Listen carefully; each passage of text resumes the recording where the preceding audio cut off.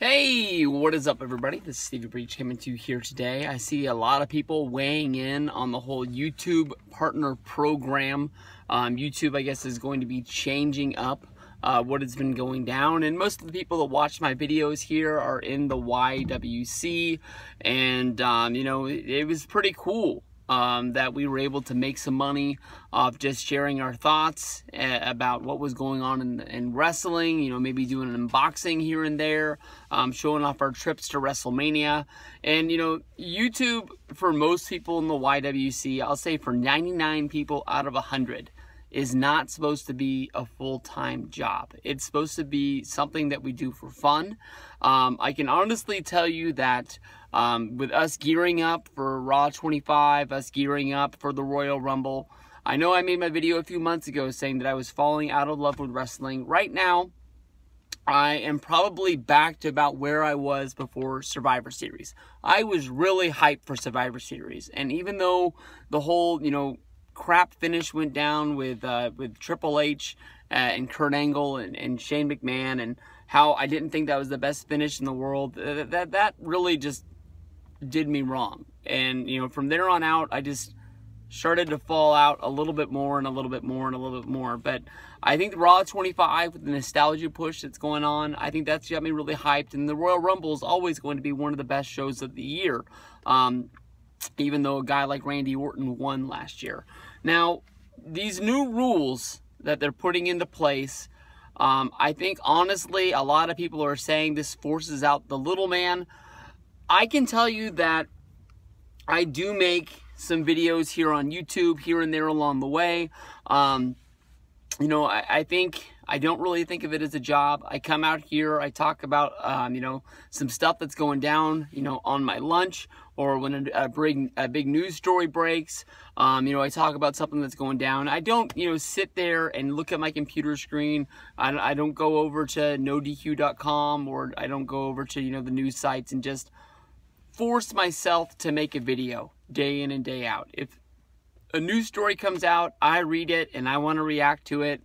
That's basically all I want to do. And, you know, if YouTube's going to give me a couple bucks at the end of the month for doing that, I think that's pretty cool. I think that, honestly, you know, when I got into YouTube in 2009, maybe 2010, somewhere around there, it was my goal to have the partner program. And one of the reasons why I really wanted to have it was because my friend that really was the one person that made me go to YouTube for the first time, Delay Pat, made videos. And he said that his goal was to become a partner, and he made daily vlogs, and he really didn't do the same thing that I did, but I just thought it was cool. And honestly, I stole his goal. And there was a day when, honestly, I passed Delay Pat in subscribers, and I felt bad. I knew that we made two different kinds of videos. I liked his videos more than I liked my videos. And, you know, a lot of times I was going to YouTube just to watch his videos. And that's all I was doing. But, you know, the new goals that they're placing is that they want people that are going to be making money on YouTube with monetization. They want those people to guarantee that they're going to get 4,000 hours of watch time. Not 4,000 hours of video content that you have to put up. If you put up one video a year that's a minute long and 4,000 people watch it, you're good. And then you also have to maintain 1,000 subscribers per year. I think that's 1,000 new subscribers for every 365 days, which I think honestly pays off for YouTube, because those are the people that are honestly making people come back to YouTube. I know that my day in the sun is pretty much faded. You know, I worked really hard on YouTube in 2011 when I first got my partnership after WrestleMania 27, and I consistently, you know, made videos up until around WrestleMania 32. And a lot of times I was making a video almost every day, maybe even a couple videos every day. And, you know, I just thought that's what made the world go round at the time. And for those people who are complaining about getting pushed out right now, you know, you really should have been here a couple of years ago. And I think a lot of people really understand this, that, 2013, 2014, 2015, those were the days when it was like picking money off the money tree. And I had really good days. I've honestly came out and I've said the best day that I ever had on YouTube is when I made $1,800 in one day. And that was mostly off of, 2 or 3 videos about the Royal Rumble. We're just, the algorithm, the sun, the moon, the stars, they all lined up. And just for some reason, when you typed in, Royal Rumble, I can't remember what year it was. It was the year that Roman won. I think it was 2015. Just if you typed in WWE Royal Rumble 2015, my video was the first one that popped up, and everybody in the world watched it. And honestly, I watched that Royal Rumble at my friend Victor's house, and I made that video in my truck driving home on the freeway. It was not the best video that I ever made. I just knew that, I had to work early in the morning, and when I got home, I needed to go to bed. So this was like the one shot I had to make this video.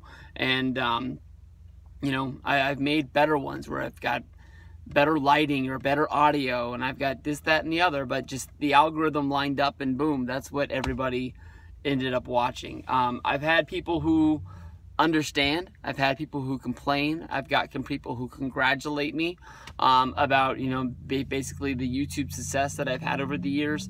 I don't really think of it that way anymore. As of right now, a good month for me is making $150 a month. And a lot of that is just basically the old videos that are in the archives. People still pull them up and people still watch them.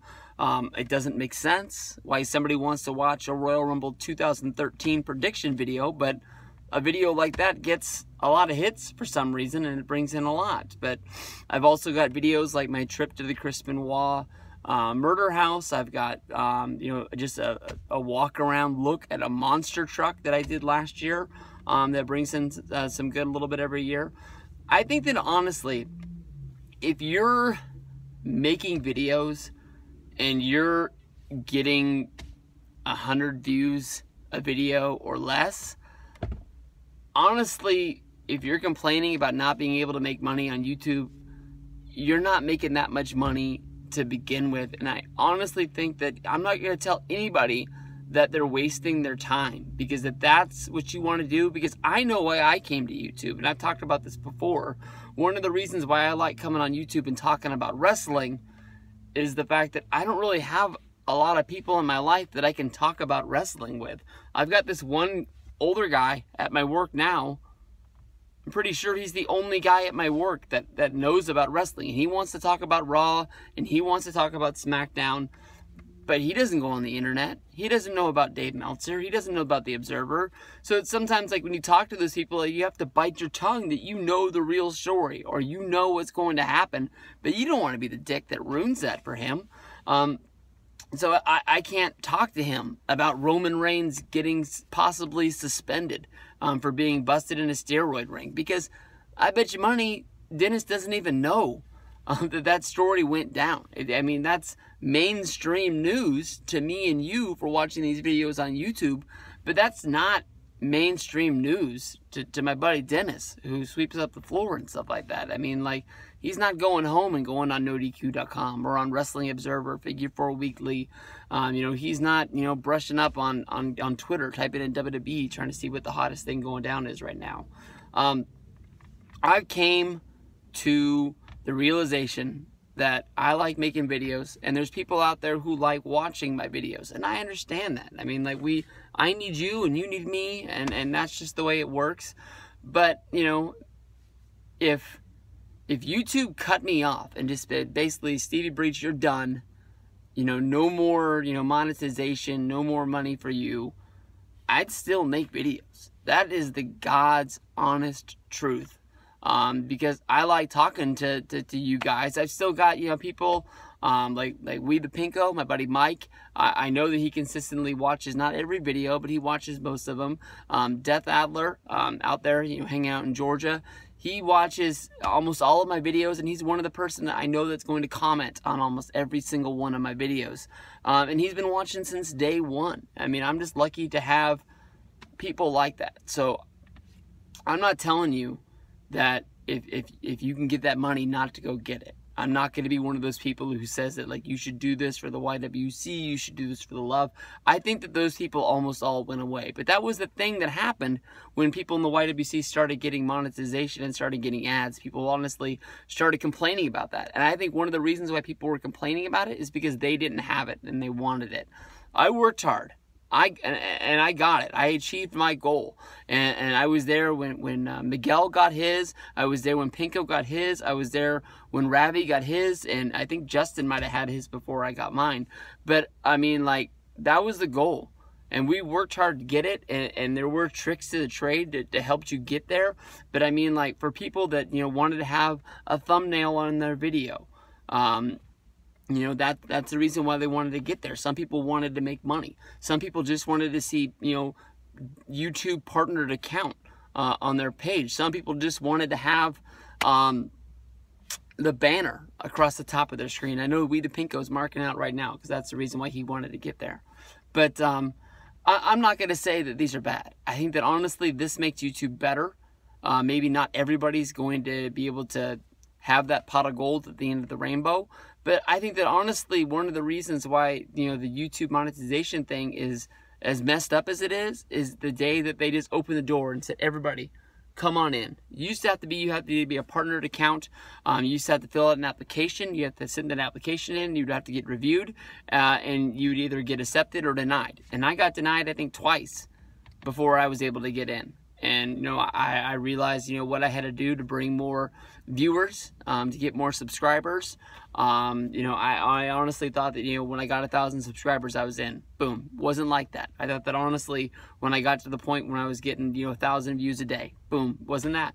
I think that honestly, it was after my WrestleMania 27 trip when people were watching my videos from WrestleMania, and I was averaging like 6,000 views a day. I think that's one of the reasons why YouTube was able to let me in. But when they opened the door and they just let everybody come on into the party, and people that were making videos that were getting 2, 3, 4 views, that's when people who were paying to advertise on YouTube is like, well, what are we really paying for? Because who's really watching our ad on here? So I understand. I understand the business side from YouTube and from Google. They got to make their money before I make my money. So I completely understand. So no complaints from me, and I hope you guys understand what's going down with this whole thing.